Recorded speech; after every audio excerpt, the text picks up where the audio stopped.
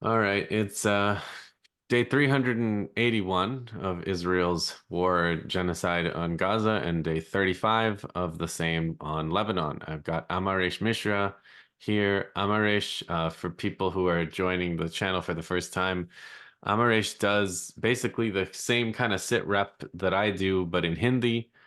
For an Indian audience, he's been kicked off YouTube once, I believe, but he's back, and the other thing is, the reason I first invited Amaresh even on the channel was because Amaresh wrote this incredible, massive volume about the British um, war on India in 1857. So there was people diminish it by calling it the Indian Mutiny of 1857, but Amaresh called it the War of Civilizations.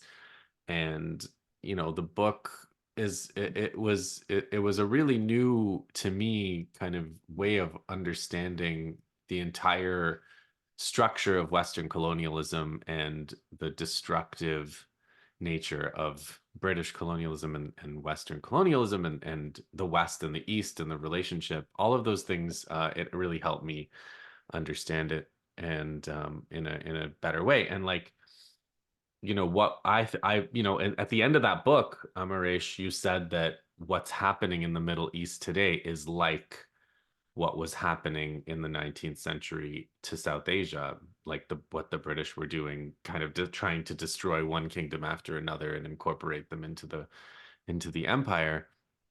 And it's just like when we first talked, it was many months ago about this war, and you said you got the feeling that it was going to go on for years.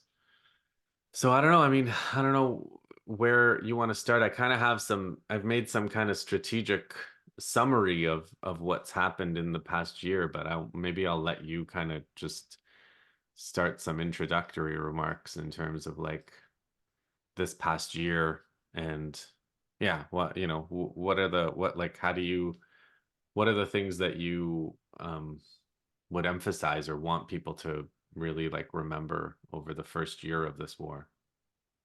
Sure. So basically, first, thank you, Justin. Then we actually the first year of war. How to sum it up? From my perspective, it is advantage Hamas. Mm. The Yahya Sinwar incident, of course, happened. Before that, Sayyid Hassan Nasrallah, his martyrdom. But it is advantage Hamas, and it is and only Hezbollah faced a setback, but then it recovered, and now it is delivering blows, including an attack on Netanyahu's house. Yeah. The main point is that 1 year later, where is Israel? Or Yeah. where is America? Israel has not been able to achieve both its objectives, which were elimination of Hamas and retrieval of hostages. So they have not been able to achieve either of those because the strike on Yahya Sinwar the next day, uh, apart from the fact that Yahya Sinwar, he was seen fighting, and there is no parallel in history where you have a resistance fighter going out in this fashion, which actually inspires, which has inspired millions, and it has actually boomeranged on Israel. But more importantly, immediately after that incident, Netanyahu goes live on television and asks Hamas to surrender. Mm. And it is as if he was expecting that after this incident, Hamas will surrender and that one of his war objectives will be over. And that was kind of farcical because to expect Hamas to surrender, to expect an organization which you see, it is not a regular army where you have a general and a brigadier and a major and a colonel, and then and like if you remove the top, then the army stops fighting. Like what happened in the Battle of Baghdad, which was never fought. which also happened in Battle of Plassey, 1757, which was never fought because the British had already literally purchased Mir Jafar, the general of Siraj-ud-Dawla, of the Bengal Nawab. And it is from 1757 Battle of Plassey that colonization of India started and colonization of the world started in a sense. So it was never fought. And if you see the Battle of Baghdad in 2003, there American forces were there. The Iraqi army, uh, the Iraqi army was massed in front of Baghdad. But the generals, because they had been brought over, they just went over America, and the army collapsed. Simple. But here, you see, the resistance is fighting. They have a cellular structure. You see, it is the Algerian model. It is the Algerian model, and they have these cells which have been trained to be in contact, which are not too much in contact, even with the top leadership, which have a different system. It's like many hands working simultaneously. They have been given orders like 6 months prior, and they're carrying those orders irrespective of what is happening at the top. And this structure has really helped the fight in the Middle East because it is a very organic indigenous structure which the Algerians they evolved, and then it was and then other Arab nations also kind of adopted it for a long term fight against colonialism. Now, given this fact that since the 16th October incident of Yahya Sinwar's martyrdom, there have been consistent attacks. In fact, yesterday itself, there was a major attack in Jabalia, and Jabalia is being ethnically cleansed. It's a very, very difficult situation there because Israel has concentrated all its might there. They're calling it a closed military zone, which means neither Israelis nor Palestinians can step in. Despite that, almost 400,000 Palestinians are there refusing to leave, and the resistance is constantly, I mean, uh, handing out blows after blows. Just day before yesterday, Ehsan Daksa, the butcher of Gaza and the commander of the 401st brigade or I Armored think brigade, I brigade, think. Yeah. yeah. So which are called iron tracks, iron tracks brigade. So he was eliminated. A very point blank, a very a very precise, explosive was thrown at his tank. And if you see, so in Jabalia, which is supposed to be a closed military zone, and where Israel is feeling, it's feeling free. It feels free to slaughter Palestinians. And I'm not going into those stories of slaughter and a new kind of a genocide that is being perpetrated as we speak. There itself, IDF is getting a pasting, Yeah. hiding. I mean, it's getting a hiding at the hands of Hamas, and they have become more precise. They have become more lethal since the passing away of Yahya Sinwar, and so this shows that the entire effect that Netanyahu was expecting, actually is farcical. That asking Hamas to surrender, and 2 days later there is an attack on Netanyahu's home, and it actually struck his home. I mean, it is not as if it was just a wild rocket, and there was a video where the drone where the Israeli helicopter is supposed to chase the drone, but the drone is chasing the Israeli helicopter, and it passes and it just misses Yeah. it by a whisker.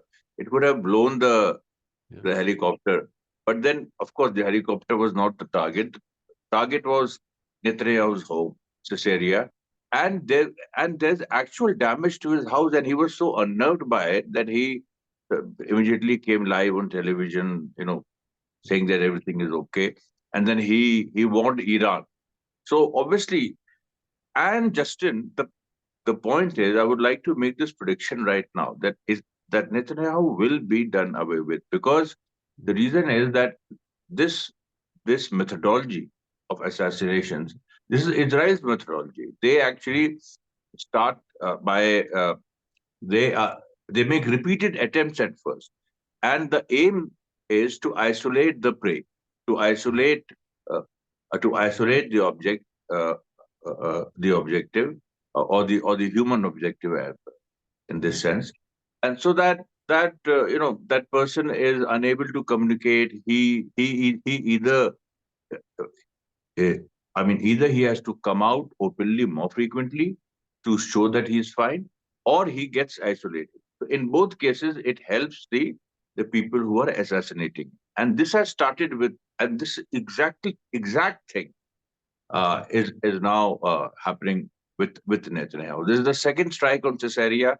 He has had to come out. Then he has, if you just wave aside the warnings and all, but he knows that he is being set up, and there'll be a third and a fourth and a fifth and a sixth attack, and one of the attacks will get. It's very Yeah. clear. There is no, there are no because they are with because they will assassinate him.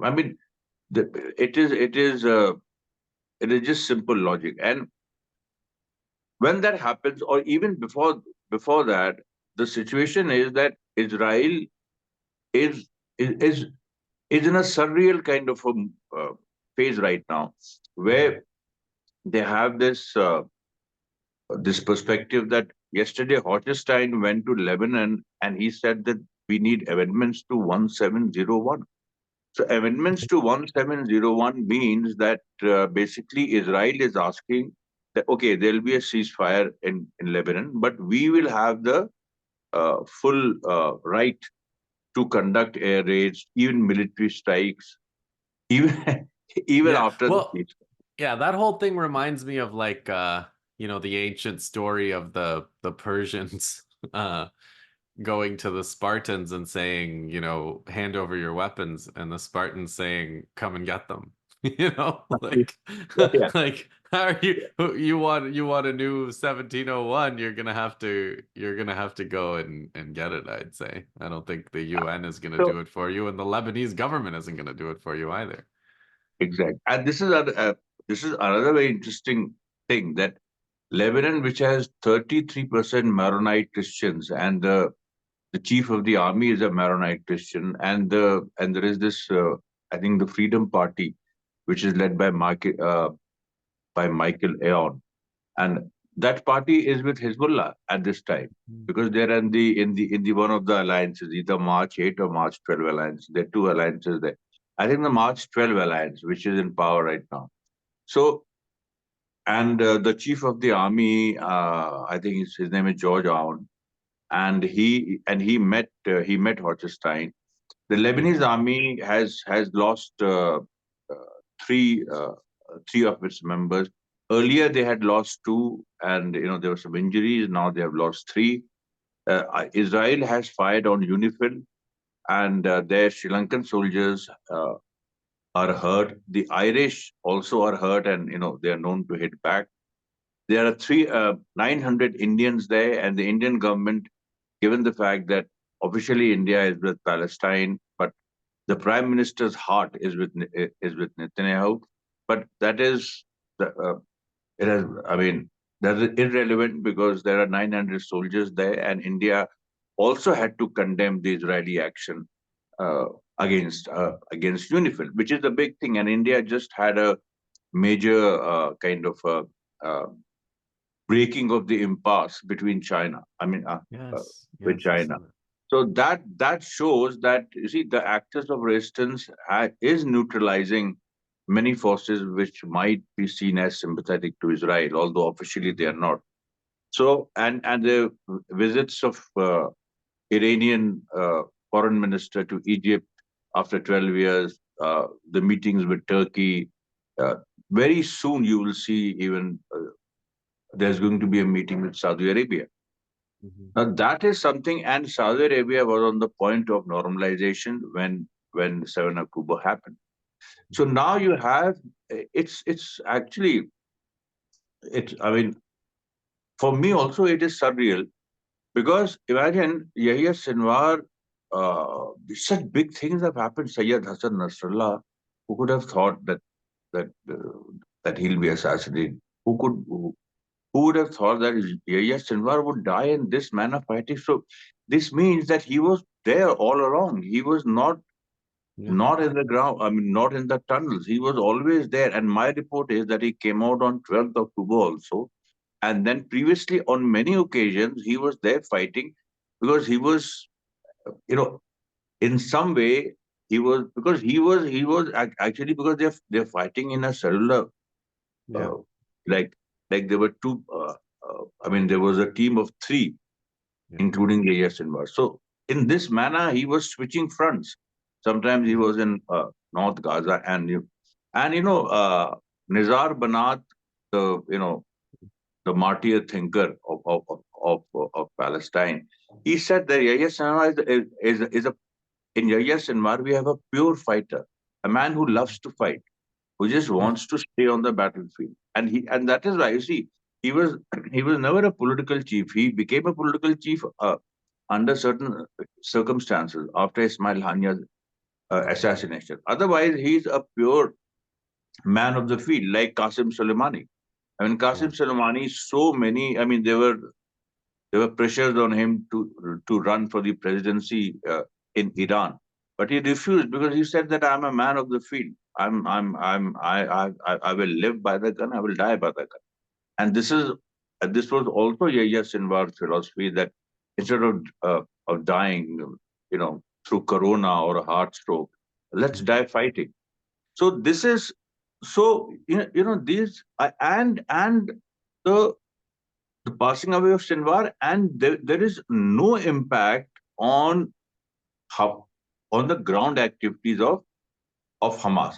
There was some impact on the ground activities of Hezbollah following Sayyid Hassan Nasrallah's martyrdom. But then on 27th September, he was assassinated. 2nd October, on 2nd October, Hezbollah eliminated 8 soldiers of the Israel's Eagles unit. And that was the turning point because since then, since 2nd October, the initiative is with Hezbollah.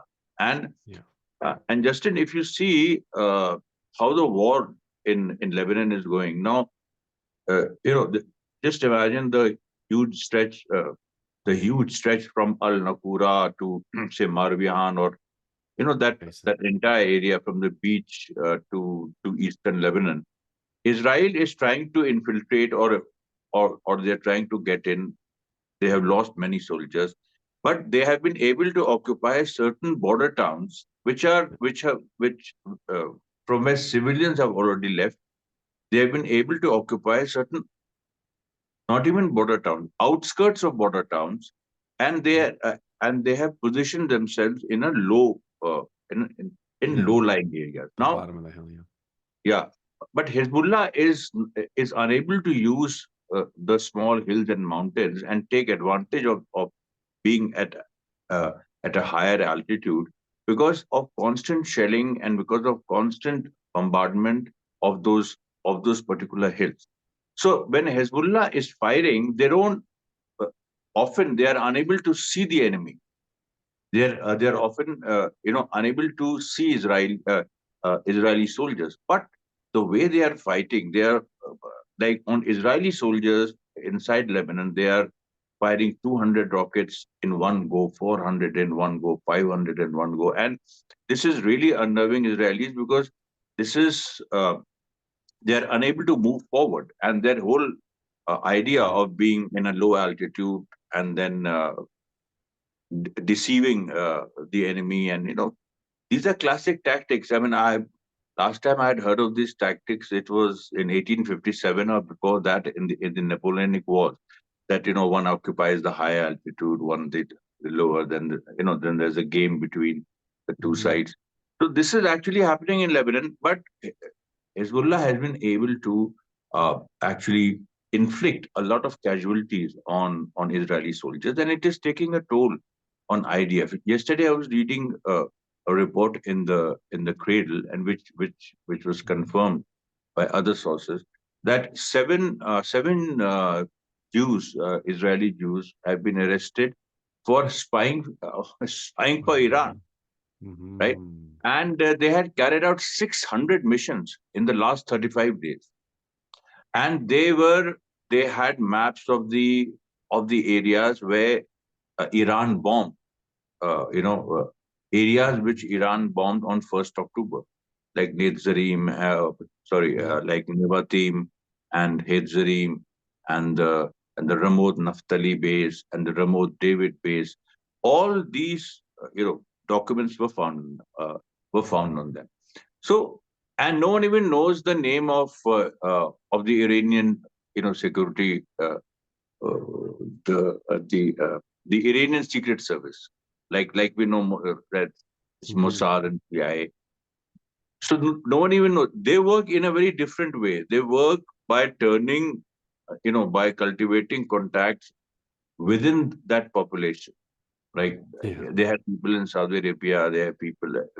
So they have a very different orientation to, say, the KGB or the CIA or the And ISI it doesn't appear to be necessarily like the obvious people. Like it's not necessarily the Shia community. It's Yes, like yes, yes. actually Jewish Israelis that are working for them. So like Absolutely, yeah, absolutely. so And that's and and and they have a network like this. Everywhere they have a network like this.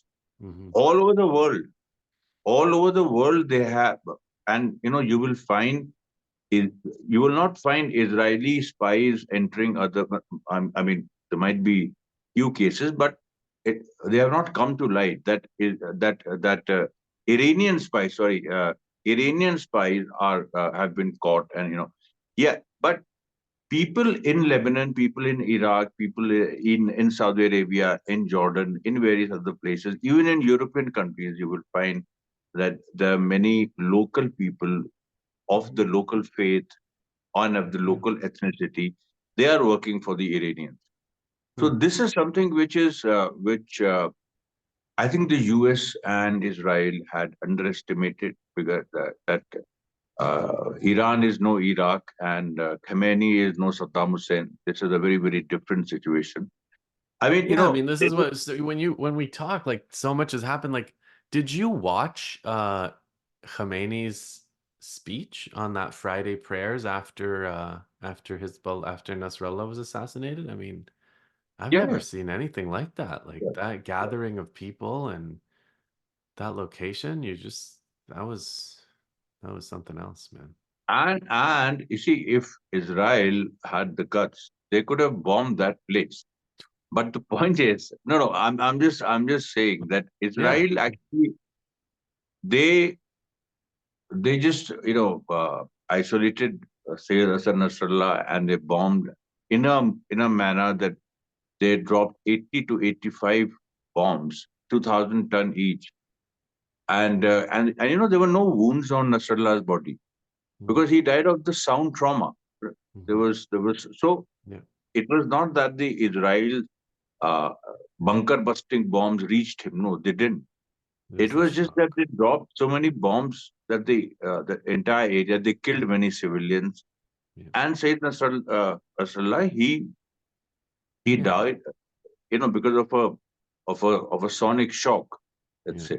So, but after that, the way Iran rallied and it stuck, and then the way Hezbollah and Hamas are fighting 1 year on, so much has changed. I mean, the top leadership, which was fighting for 1 year, has is no longer there.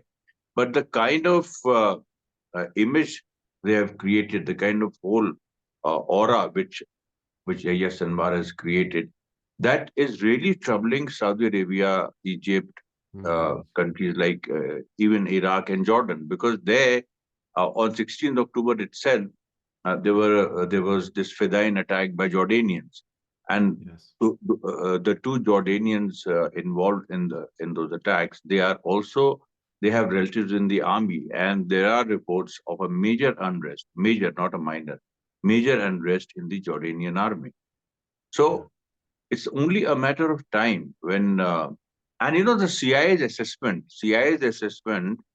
it's it has not been published much. Uh, One is the CIA leak about the Israeli plans to attack Iran. That was also done deliberately because Yeah. I think America doesn't want anything before 5th November.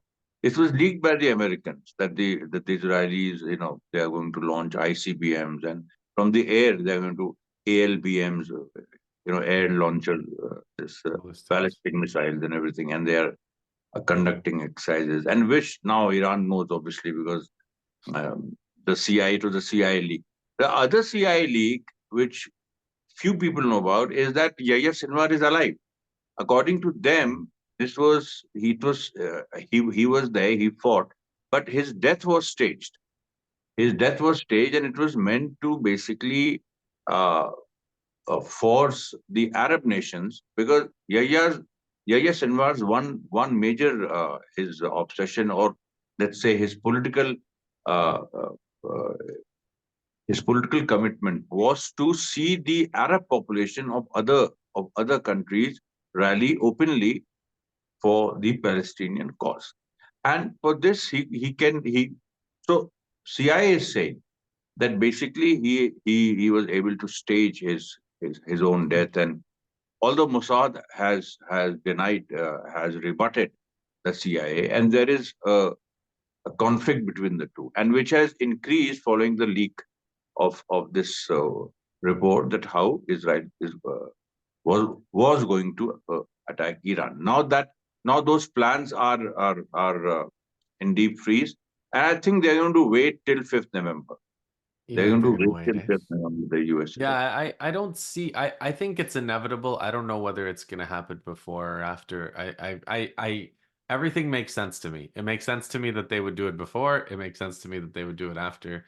It makes sense to me that it doesn't matter because both parties in America have kissed the ring. They both have done all of the necessary obeisances to show that they're as pro-Israel as the next. So there's not like who cares Israel? What does Israel care who whether it's Trump or Harris, right? They're both Yeah. ultra pro-Israel. So, but yeah, this is what I like strategic notes. You touched on most of it, but like in terms of things that I thought might have happened in year one, but might still happen in year two. Two of them are Jordan and Egypt having domestic problems as a result of uh, the genocide. And like you said, there's unrest in the Jordanian army. Egypt, again, has managed to stay locked. Their ability to keep their population locked down has been pretty impressive in a bad way. No, no, but that is wearing thin because Yeah. if you see, there have been clashes. There have been clashes Hmm. of Egyptian troops with the IDF Hmm. near the Philadelphia corridor, and more importantly, is the of course the Muslim Brotherhood is a banned organization in Egypt, but they are very active, and remember they were able to elect a president of their own. Yeah. Then there's a third factor. There is this underground resistance, which is eliminating Mossad spies Yeah, that's in, right. That's true. in Egypt. And they have already, two incidents have come to light, two others I know of which have not come to light. Mm. So this is something, and in even in Bahrain, which is like openly pro-US, pro-Israel, and where they suppress any kind of protest, there have been many acts of sabotage. And this, Justin, I've also heard about the US that there have been many acts of sabotage, Oh yeah. especially if I'm not wrong, in Seattle and in Ohio, in some other. And these are not just campus, Hmm. these are not just campus protest movements. They are like, and US students, they have their own network now, and they are publishing stuff which you will be shocked. They are saying read Yahya Sinwar, read Mao. They are already linking, and they are saying that we need an independent resistance for America. Imagine, Yeah. Yeah, I've seen and that. they're saying that let the elections go by. I mean, Yeah. let us not get into that of getting elected or not, or for that process. Let's build a resistance which believes in armed struggle in the US. Right. So this is something, and they are talking about some clause in the American Constitution, which That's right. I'm The right to bear I'm arms, not of so course. sure about where you can stage an armed uprising. I mean, you can keep weapons and you can Yeah. you can stage an uprising against the government. I don't know which clause.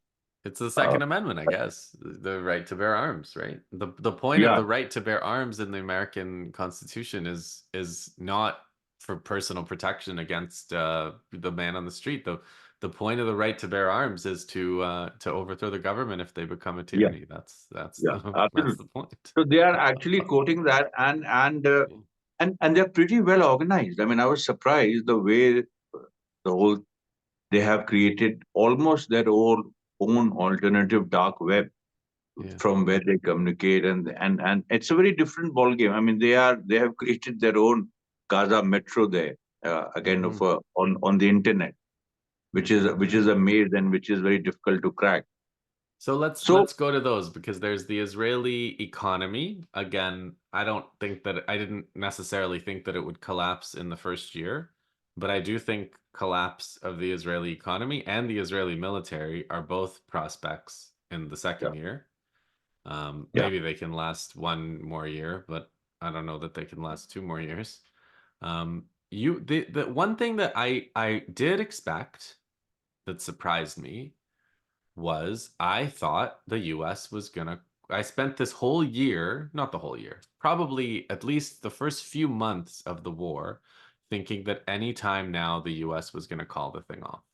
Just like they had in every other war previous to this one. Going back to the 1950s, the US has always called Israel off. And I don't even think they did them a favor by not calling them off. I think historically we'll look back and say, the US really should have called them off. But by not telling them, that was a surprise for me that didn't happen. What? Nee, but you see, the point is the US agenda is becoming more and more clear. They failed. You see, their failure started with Syria. Mhm. So they failed in Syria because Right. Russia intervened in 2015. They wanted Yeah. to displace Bashar al-Assad, and they thought it would be easy because ISIS was their weapon, and they thought that it will be easy. We can do it through our proxies. But Iranian intervention forced US to fight against ISIS because otherwise Iran would have done it alone. And US also wanted a piece of the pie because they had to Yeah. create their own monster. I mean, they had to kill their own monster, the monster Mhm. they had created. So that was a major failure. And then the second failure is that US is also desperate to achieve some of its objectives in the Middle East, and at least some form of U.S. stronghold on apart from the usual allies like Saudi Arabia, Egypt, and Jordan. Apart from that, especially in Lebanon, they are ready because this whole thing about Lebanon is that U.S. wants certain some kind of a presence, if not directly of the U.S., then at least of Israel. Mhm. Like Lebanon was occupied by Israel from 1982 to Yeah. 2000, but they had to withdraw then. And then they had a war with Hezbollah 2006, which they lost, literally. Yeah. And so the US is not desperate. If you see, all its objectives in the Middle East are none of them are being fulfilled because Saudi Arabia was going to normalize ties with Israel. There was to like the map Netanyahu showed at the UN, which did Yes. not have a Palestine. That is the US dream. But Right. that dream will always remain a dream because of the sudden, for me, it is not sudden, but for the world, for the sudden resistance, for the sudden sophistication and the evolution of it. Because see, the resistance is evolving each day. It is evolving each day. Each day they are adapting to newer conditions, even at the level of technology. I'll just give you an example. See, Israel has I mean, before THAAD arrived, they had Arrow 2, which could intercept missiles which are flying 50 kilometers above the earth. Yeah. But Hezbollah, the missile they fired, which struck Haifa and Binyamina, and where many soldiers of the Golani Brigade died, right? Near, I mean, it was Mhm. in Haifa. That missile was 80 kilometers above the earth. So, Oh, so yeah. arrow 2 I failed. see. I mean, Yeah. just see Hezbollah's mind. And this was done after Sayyid Hassan Nasrallah's martyrdom.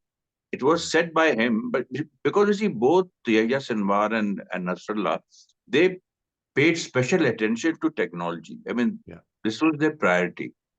Uh, I mean, Yahya Sinwar, of course, this whole, uh, he developed a whole code, and you have read his novel, I think. He developed a whole code of asceticism, self-sacrifice, Yes. and security awareness. So asceticism and self-sacrifice were always there, even during the times of Omar Mukhtar, the 1930s, or the 1930s Palestinian uprising.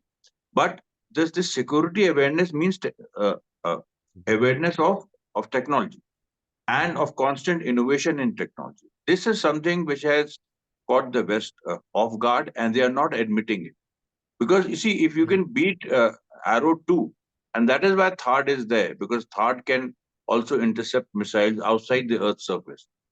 And Yeah. another point, Justin, very important point, what is happening in the on the Lebanon front is that after 2006 tank massacre, where many Merkava Mhm. tanks were literally turned to ashes by Hezbollah, Israel developed this trophy system, Yeah. ATS trophy system, where inside the tank you had a 360-degree view, and you could intercept the Cornet rockets which Yeah. Hezbollah was firing, and you could intercept them, right? But Yeah. but you had to reload. So there was a 1.5-second difference. So Yeah. what Hezbollah did was to come up with its own Tharalla system where they were firing two rockets at the same time. Yeah. Even though the One rocket, Palestinians have the same, the Y-105 is a tandem, right? There's one for the yeah, thing and then the other yeah. one. So if one cornet is intercepted, the other gets through. So Yeah. this kind of a war, which is not being talked about much, and which I think the West should talk about, because it involves this constant mind game, and mind game not just in a psychological sense. It's an open kind of a challenge to innovate, to constantly come up with new things, where the West historically has been poor. They Mhm. took years to catch up with what Hitler was doing in the First World War. If you see, they took years to come up with a plan to finally defeat Germany. So they are very so they and Israel is following uh, Oh, their yeah. footsteps. So I think that militarily, with Iran there, and with Russia and China behind Iran, they will keep on constantly innovating, and Right. they will keep surprising Israel until they are able to surprise Israel. This war is not going to end. This is going to go on for I don't know how many years. But And I mean, we yeah, have to, if we're talking about clever or arms race.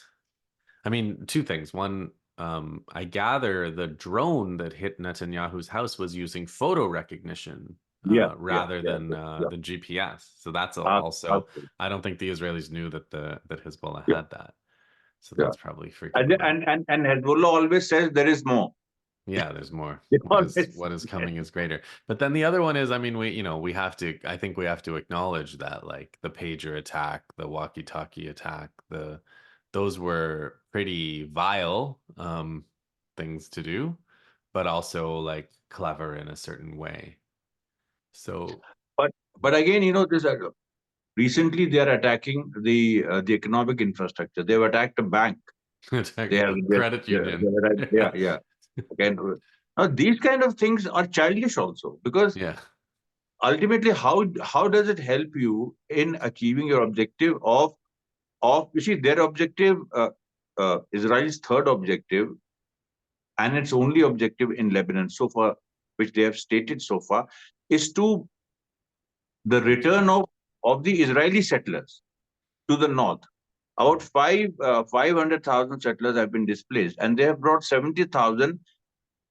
That they need to be settled, but they are unable to, because many settlements like Kiryat Shimona, Misgaon, and Avivum, which are on the Lebanese border, which were deserted earlier, settlers are not going there.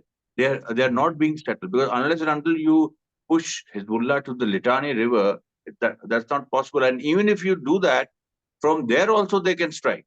They have So missiles that can go that yeah, far and so further. how will you achieve this objective of resettling the displaced Israelis?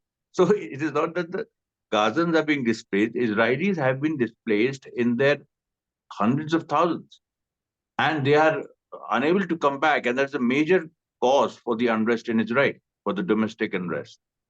So the other thing that I think probably we'll never hear, I hope almost that we'll never have to hear about again, is international law. In year one, there was a time during I watched. I watched with complete rapt attention the South Africans put the case before the International Court of Justice. The International Court of Justice ruled for provisional measures. Was on complete suspense, waiting for that ruling. They ruled. The Security Council made a resolution, and then it was all just completely ignored. And the International Criminal Court said they were going to have these warrants, and then they disappeared from view. And I think they will be even less relevant um, in year two and beyond than they have been. Yeah, yeah. You see, this is going to be. This war will go on. The US will try to impose its conditions on Middle East as if they have the advantage. Yeah. And Hochstein's meeting with the Lebanese speaker, there also, and the Lebanese speaker is, of course, he's a Shia and he's pro-Iranian, and he made it very clear that you cannot negotiate like this. That basically you cannot. I mean, the exact phrase was, you cannot achieve in diplomacy what you have failed to achieve in in in the military field. So in the military, if you're losing there, and this comes back to what Mao had said, what Lenin also said, that politics is an extension of war, or Yeah. war is a kind of extension of politics. So, Yeah. which means that basically the resistance has that kind of a mindset, which again the West thought that after Stalin, that whole mindset has is no longer there. They saw it in the Vietnamese in Cuba, but then those were small areas. But Mhm. Middle East is strategic. It is very important for the U.S. It's very important for their kind of world order to survive, to have the Middle East in their control. But it's not happening. It's not happening, and these kind of things which America, I call this America's wet dreams. These are not going to get. I mean, I think Syria is an interest. Like, so two more things before we can wrap up. One is like Yemen, Syria. I think from the Israeli and US perspective, they were hoping to deal with these fairly quickly and get Yemen, cow Yemen by a naval show of force. And that didn't work in year one, and I don't see it working in year two whatsoever. And Syria, I mean, I don't know. Syria is just so, it's just been so devastated over the past 10 years that it's hard to imagine their condition changing. I think it's clear that it's going to be hard to knock Syria down completely, but I also don't see them being able to resurrect themselves to play a bigger role in the war than they have. What do you think? No, but I think Russian bases are there in Syria, right? Yeah, And absolutely. recently, the Hemim Russian base, it came under fire, and they responded. Yeah, And then since then, has been very Israel has been bombing Damascus, but yeah, they have steered clear of the Russian bases as for now. yeah, Now, Russian bases are just facing American bases, like in mhm, in Central and West. in central and west Syria, we have the Russian bases, and then in the eastern area, we have the American bases. So if so, the day Russia entered Syria, 2015, and Okay. Qasim Soleimani played a major role, and he was kind of punished Yeah. for it. But Yeah.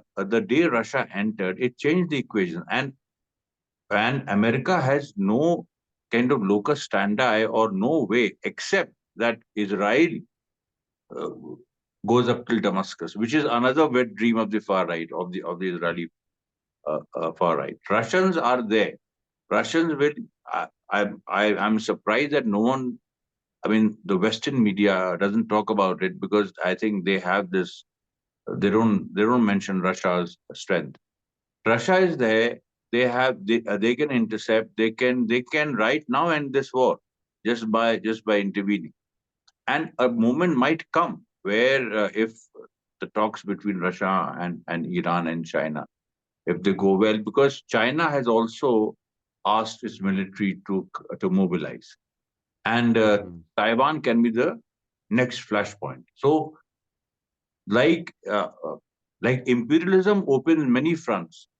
Yeah. In the same way, the resistance is also opening many fronts. And Israel is already talking about fighting on 7 fronts. And if you flip that statement, Netanyahu's statement of fighting on seven fronts, so you're also being surrounded by. I Yeah. mean, you are surrounded by 7 fronts. They can Yes. overwhelm you anytime. Yeah. So I think it will be another year of massive war, please. Yeah, We'll see. I think it'll keep going. I mean, the Lebanon war so far, like you said, it's been kind of these infiltrations where the Israelis have sent these small groups and they've been ambushed, and as they've been trying to gather bigger groups, they've been come under rocket and mortar fire.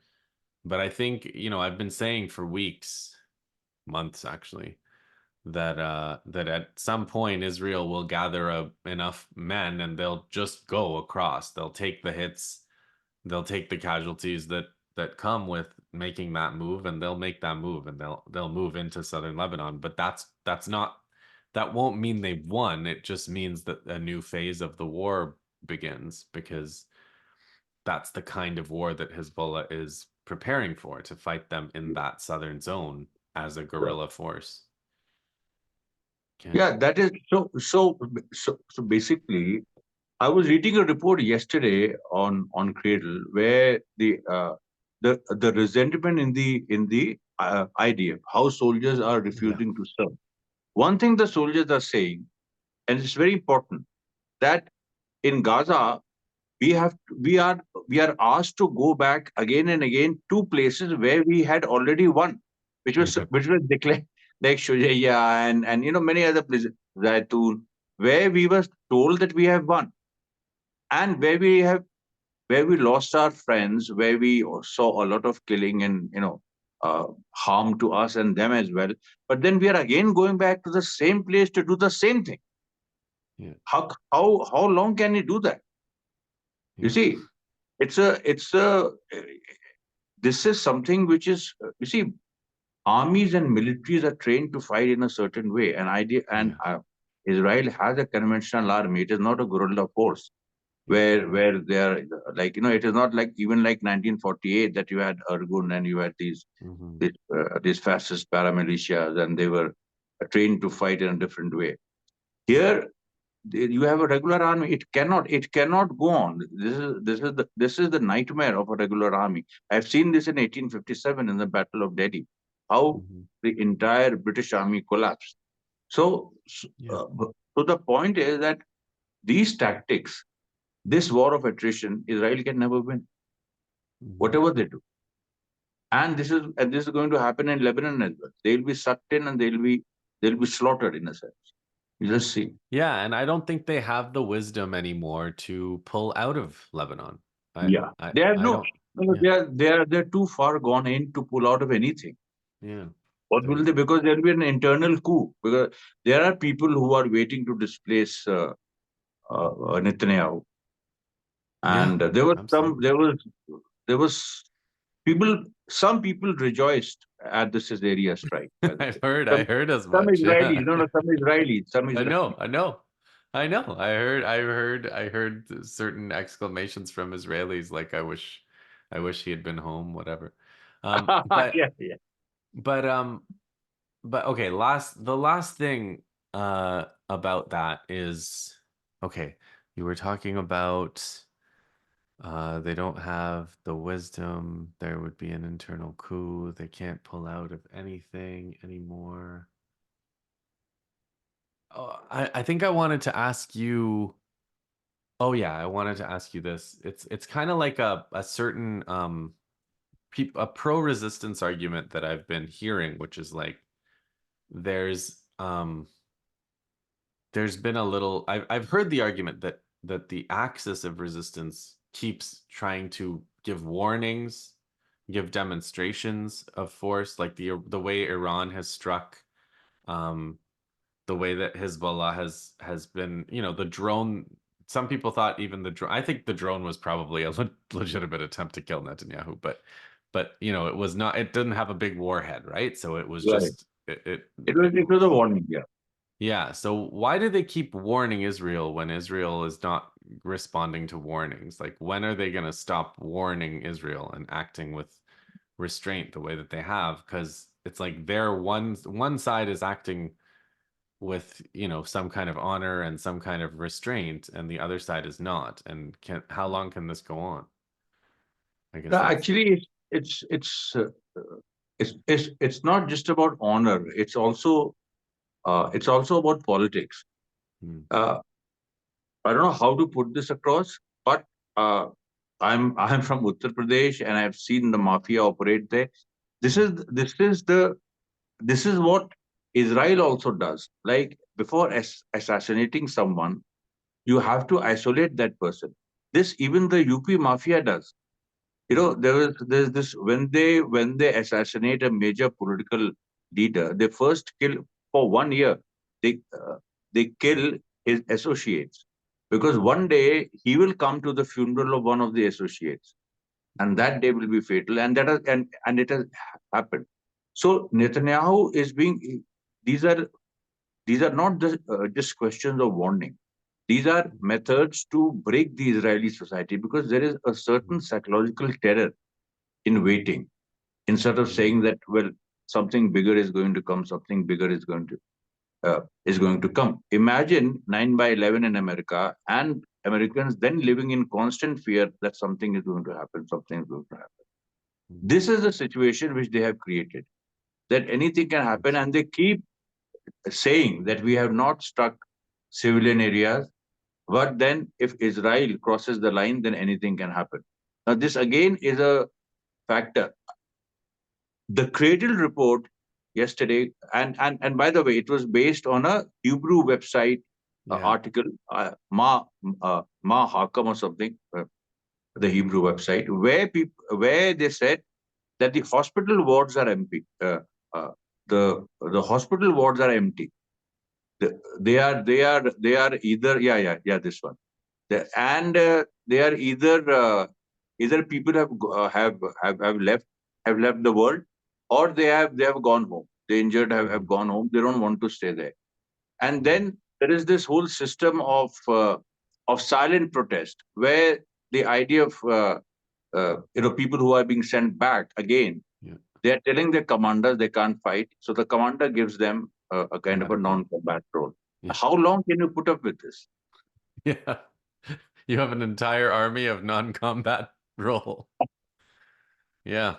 Yeah, I mean, yeah, I don't know. I also wonder how long. I think it's longer than you might think that they can put up with it. Yeah, that is.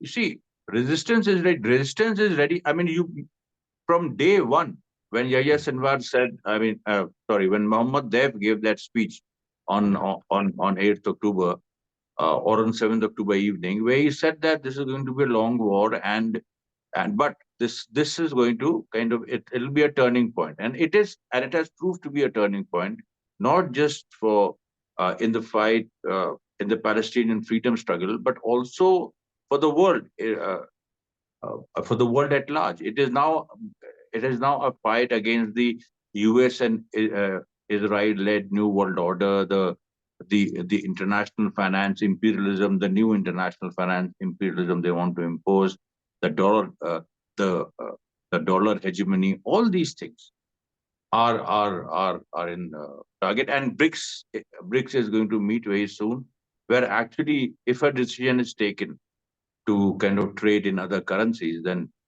that will be a That'll be a total. big deal. Yeah. All right, Amaresh, I think this was a good check-in.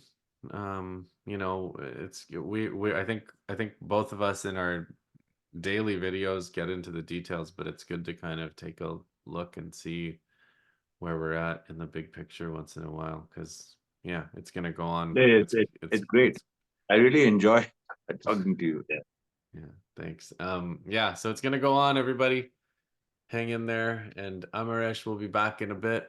When we'll go do our own videos for a while, and then we'll come back again soon. Thank you. Thanks.